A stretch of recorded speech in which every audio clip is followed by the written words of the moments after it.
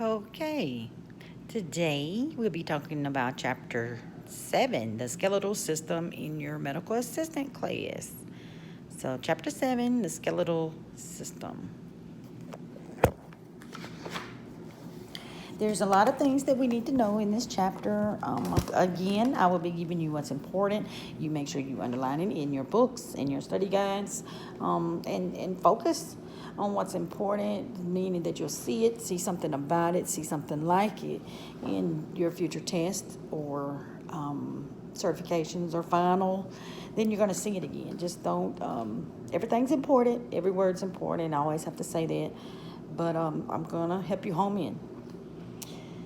So, just like always, the beginning of each chapter's got a lot of good information.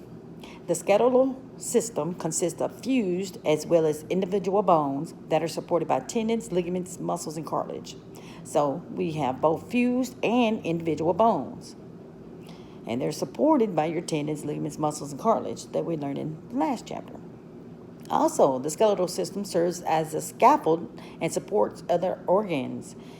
What it means, it protects organs like the heart, lungs, brain, and also anchors muscles. We got to have your skeletal system or we will not be together. And, imagine without a skull, our brain would get hit. We would be dead a lot quicker. So, in the next paragraph about bones, you gotta know that a dense type of connective tissue that is impregnated with inorganic salts is a bone. So what is a bone? It's a dense type of connective tissue that is impregnated with inorganic salts. Is it impregnated with organic salts? Some got a little bit, but it's impregnated with inorganic salts is what we want to focus on. Underline that as well. Also, the next sentence. Organic material makes up 1/3 of bones, and inorganic material components make up 2/3. So what percentage is organic material? That's 1/3. What percentage is inorganic salts? That's your 2/3. And remember, it's impregnated with inorganic salts. So it must be, that's a lot. Just know that bones support, protect our vital organs, such as the skull protects the brain, the rib cage protects your lungs and your heart. Make sure that that you know that the bones are very, very, very strong. If we didn't have them, we would be a mess. There are different types of bones, and they're usually categorized 4 different ways, and that's all they're trying to say there.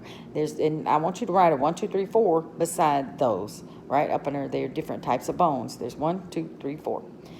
They are characterized by their shape, how they develop, how they're structured, and where they're at, which is basis of region.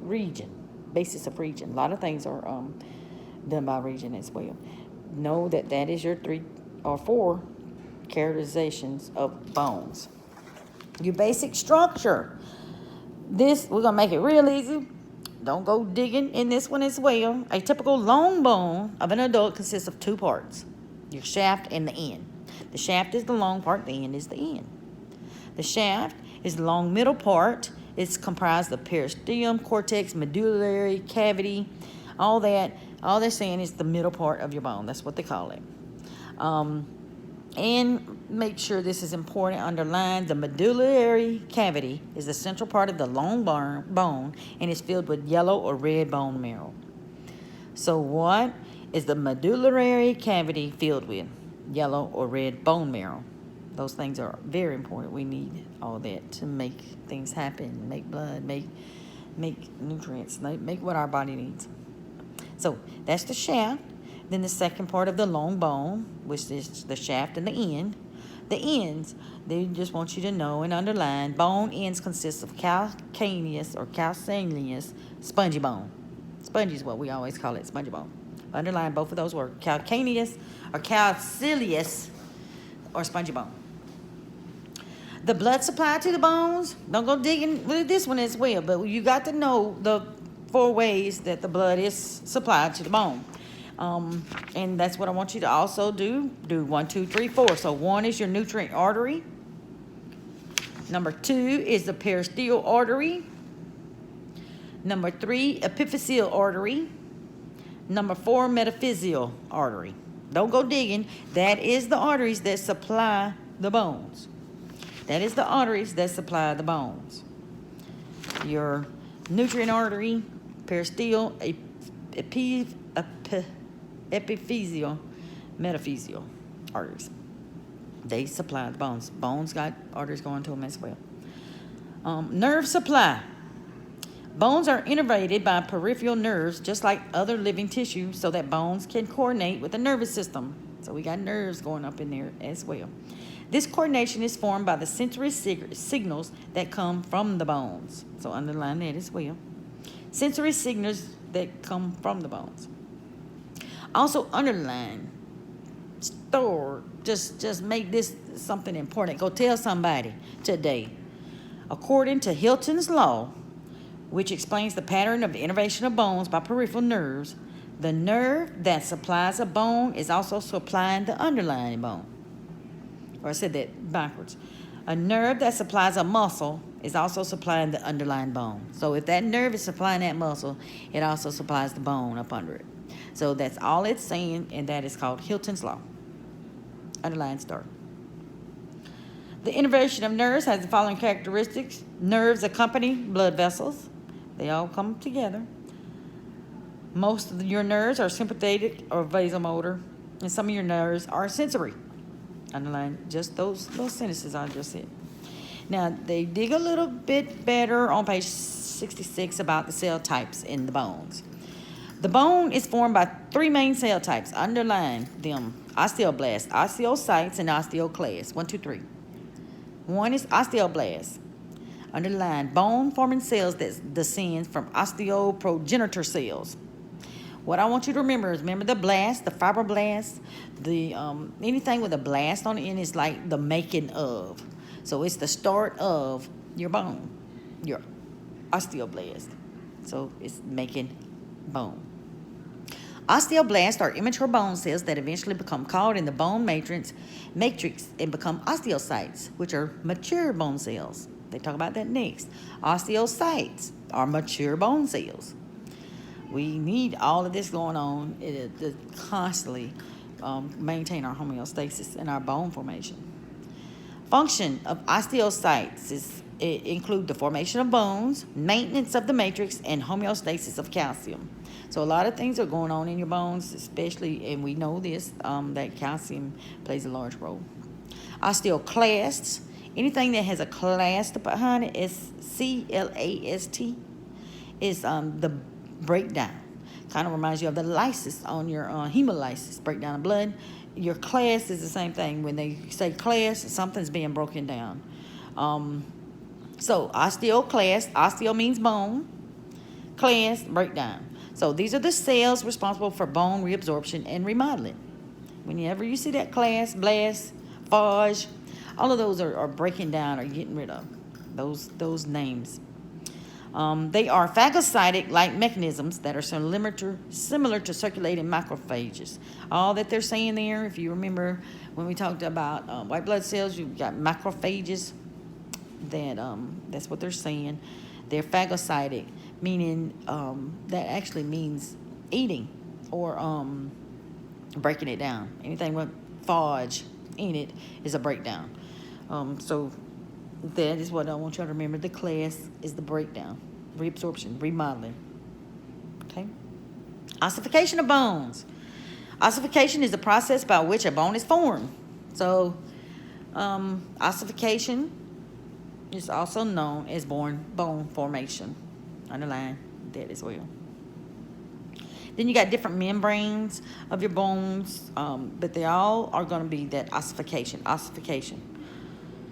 You just want to make sure that you know what ossification is. Forming the bones.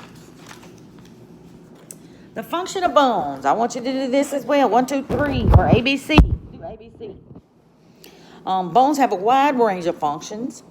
These are one that is very important. Your mechanical function, your synthetic function, or your metabolic function. mechanical function, synthetic, and metabolic functions of your bones. We're going to also break down those as well. For the mechanical function, it's protection, movement, and shape. So what are your mechanical function of bone? Protection, movement, and shape. Underline all those. And then your bones also have the function of being synthetic function. Anything that's in synthetic means synthesis, that means making. So synthetic function, that's making function. So what's it making? It's synthesis of bone cells. Main synthetic roles of bones is to produce blood cells. Although bones are unable to produce blood, bones store bone marrow, which is able to produce blood cells. So, what produces blood cells? Bone marrow. What stores blood cells? That is your bone. Okay? Remember that sentence. Synthesis of blood cells, which is the main role of bones, is to produce blood cells. Although bones are unable to produce the blood, bones store bone marrow when the bone marrow actually produces the blood cells. Okay? Another function of a bone is called the metabolic function, and this you will need to know. Star. There's three. You got fat storage, mineral storage, and acid-base balance. And they break it down. They kind of dig a little on this one. Metabolic function, your fat storage is in the yellow bone marrow, your long bones. Your mineral storage, they want to focus on what type of minerals are being saved or stored there. Calcium and phosphorus. And your acid-base balance, that makes that pH that we all talk about.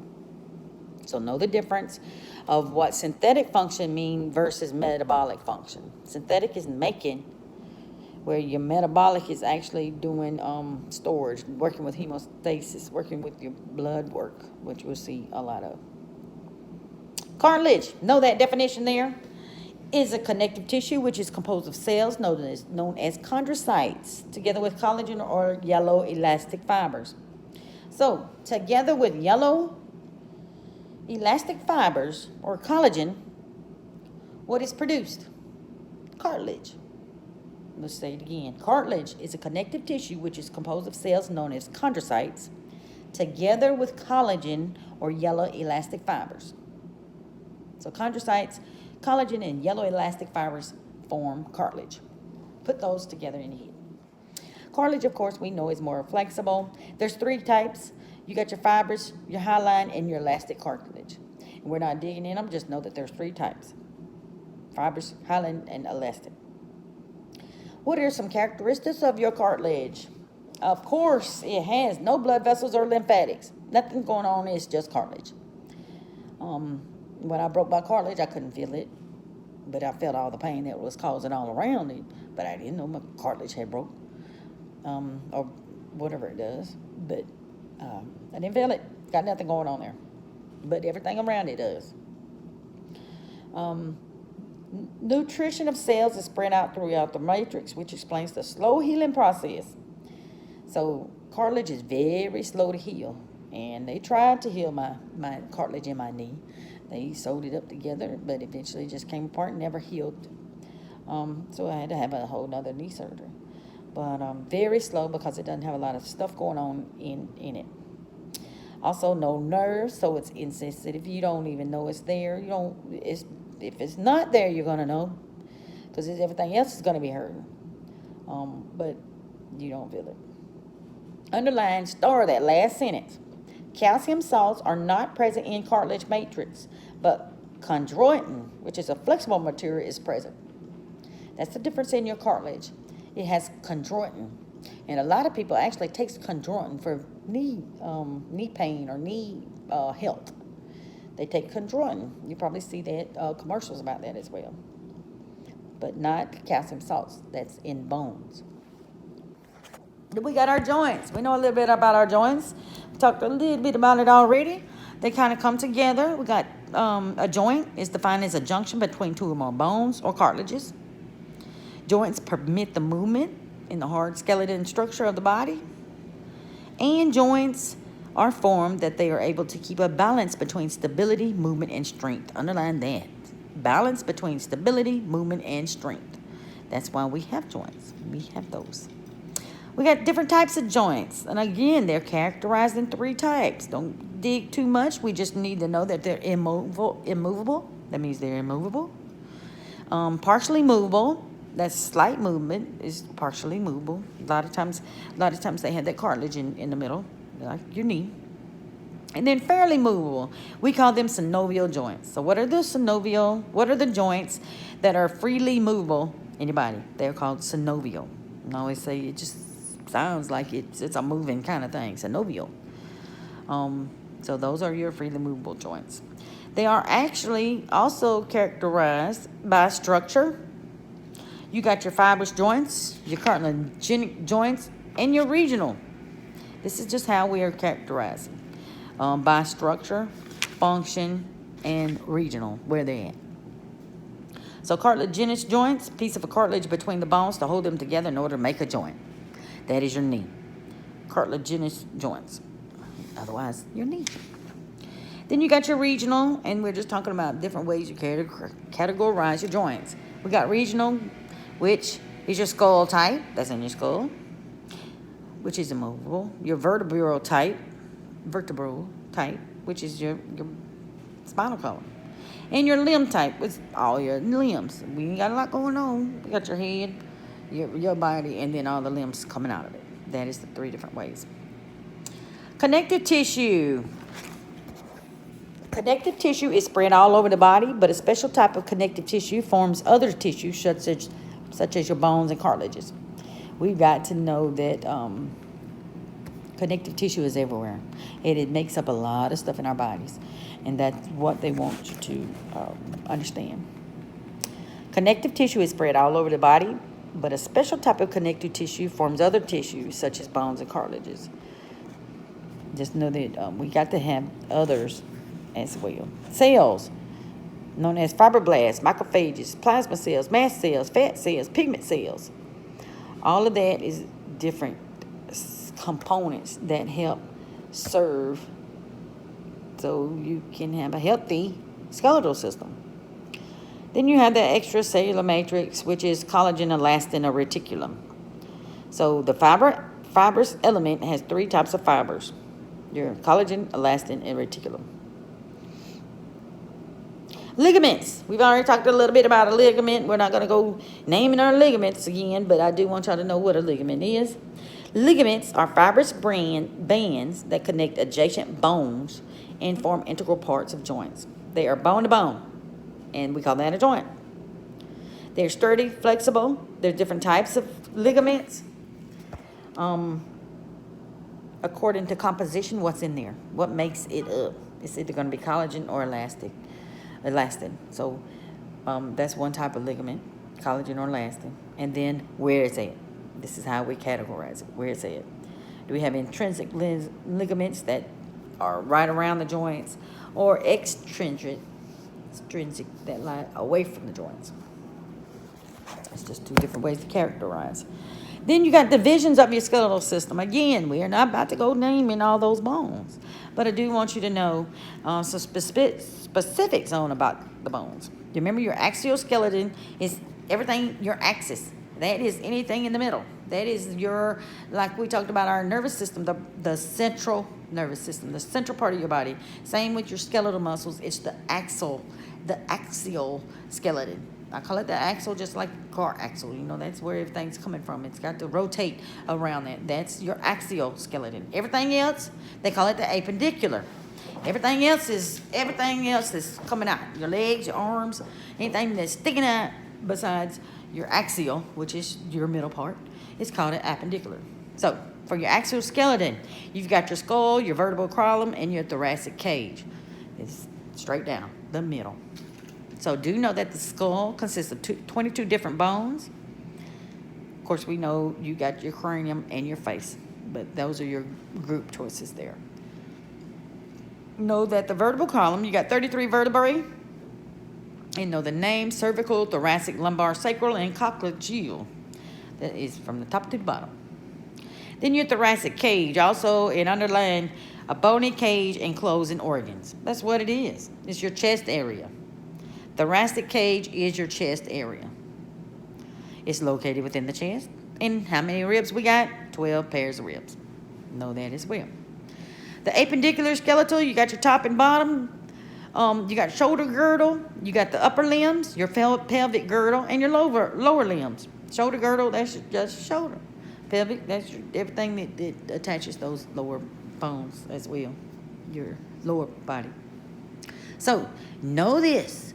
The skeleton of the upper limbs have 30 bones. The skeleton of the lower limbs has 30 bones. 30 is your magic number. 30 on top, 30 on bottom. Well, then we got the function of the skeletal system. There are 4 different types, and we kind of went through that already. I don't want you to go through digging, but we do need to know this as well. Kind of reminds you of the muscles. You know, you got to know the functions. Functions of the human skeletal is strength, support, and shape. What is the function of the skeletal system? Strength, support, and shape. Strength, support, and shape. They also protect the vital organs. We know that. Leverage for movement. We know that. And number 4, a lot of people is just learning the production of red blood cells. If we don't have bones, we don't have a lot of production going on. Bones like the sternum and the tibial heads have hematopoietic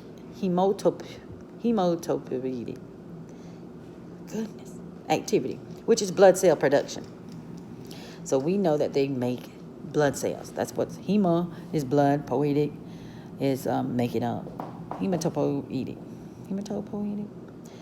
Remember that word. It means production of red blood cells is done in the bones. There are places from new blood cells are being produced.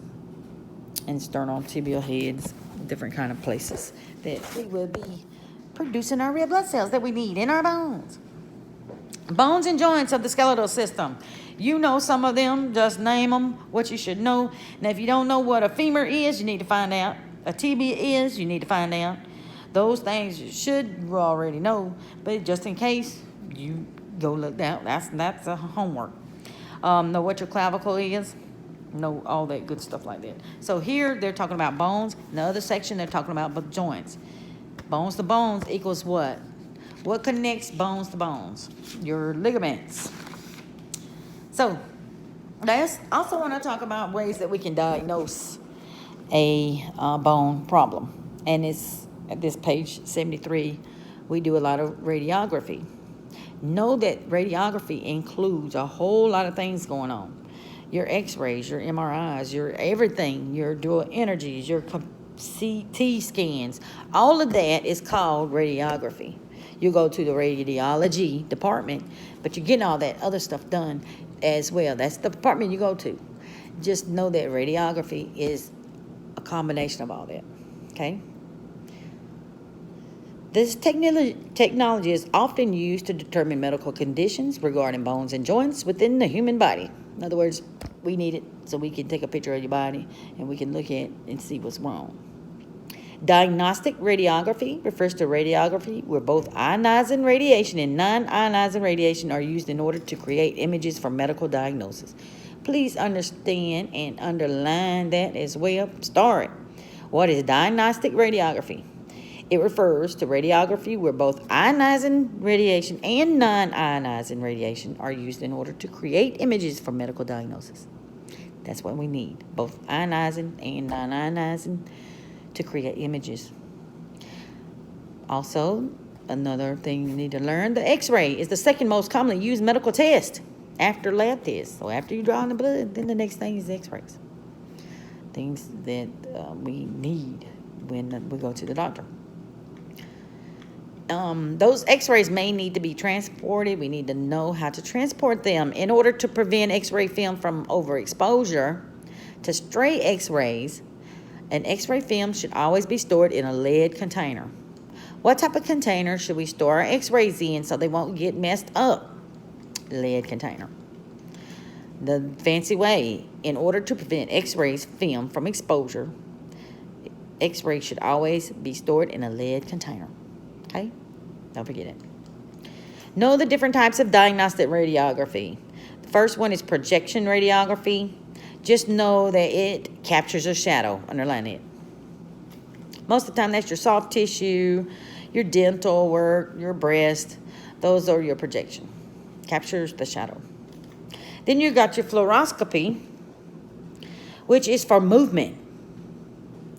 You will be able to move, and they can see the movement of the bone as well. And then taking a picture, taking more like a camera of your bones. That's what it is. Mainly performed to view movement or to guide a medical intervention like joint repair or replacement, angioplasty. They're removing something. Pacemaker insertion. Always know that you may use fluoroscopy. Also, underline, fluoroscopy is used to view the cardiovascular system. This process is called angiography. Fluoroscopy is used to view the cardiovascular system. This process is called angiography. What is angiography? Angiography. It's used to view the cardiovascular system. Then we got your dual energy X-ray absorption. A lot of times what we do is we're checking for osteoporosis. You know, that is holes in the bones. Bone is osteoporosis. It's pores. So that means holes in your bones. And a lot of times we'll do a dual energy X-ray. So it can show the depth, the makeup of that bone, not just the bone. Then computer tomography. A lot of people don't know that they've really done that. It's just putting on a computer instead of the papers, films. So also known as a CT scan, it uses high amounts of ionizing radiation with a computer to create images. So what's a CT scan? It uses ionizing radiation with a computer to create images. Normally you go in there and make sure you don't, because it's got a lot to do with magnets. Don't wear anything magnet in there. I want you to know the difference in those. No, and this is for homework. Look this up. Pilogram, bronchiogram, GI series, and bronchoscope. Are any of those X-rays? Pilogram, bronchiogram, GI series, or bronchoscope. That could be an extra credit on the next test, or to be put on one of your older tests. Know which one is an X-ray or is not an X-ray, okay? Then here we go to our medical conditions of our bones. Osteoporosis, we already know what that is a disease of bones that leads to increased risk of fracture. Fracture is a break.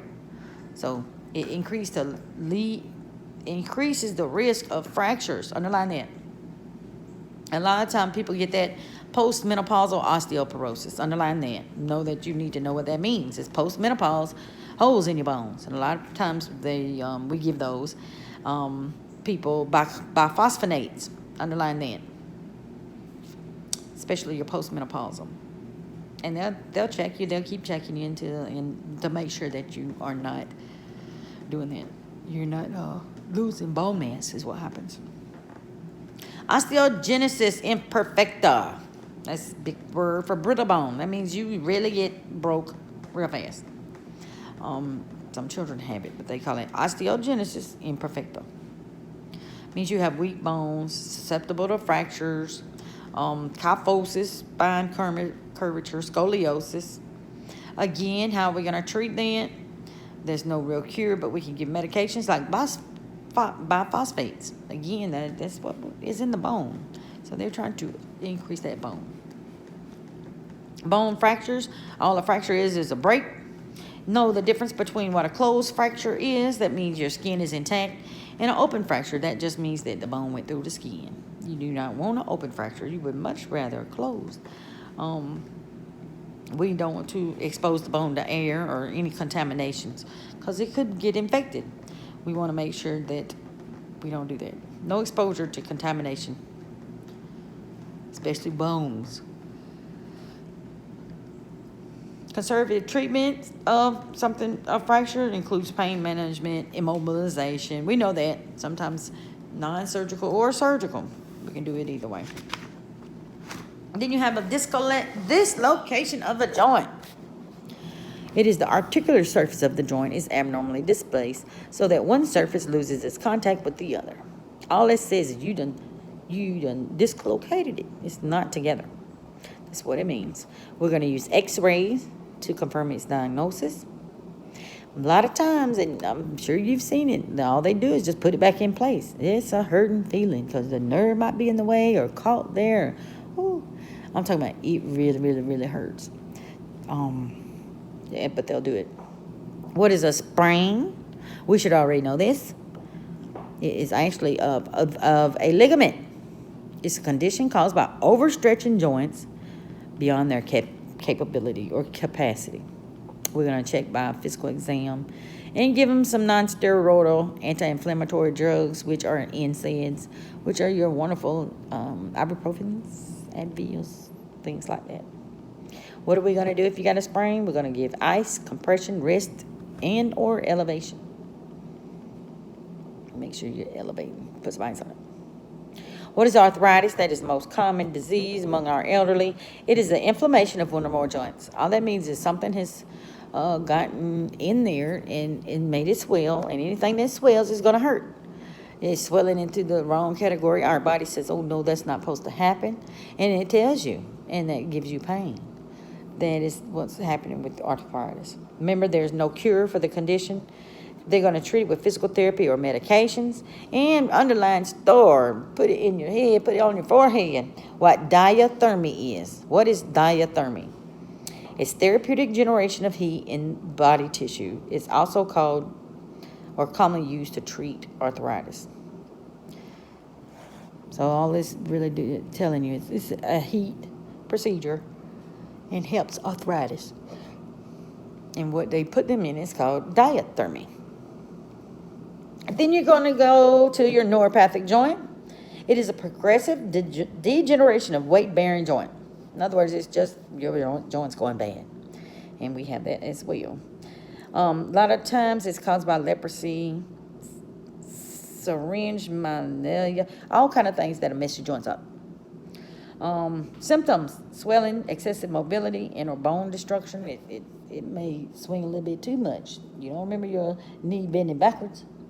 That's kind of things it might do once it's messed up. Treatment: immobilization with local contact. You're going to put on a cast. That's what you're going to put on. Pneumatic walking braces, and like I was describing before, they actually make your foot do what it's supposed to do.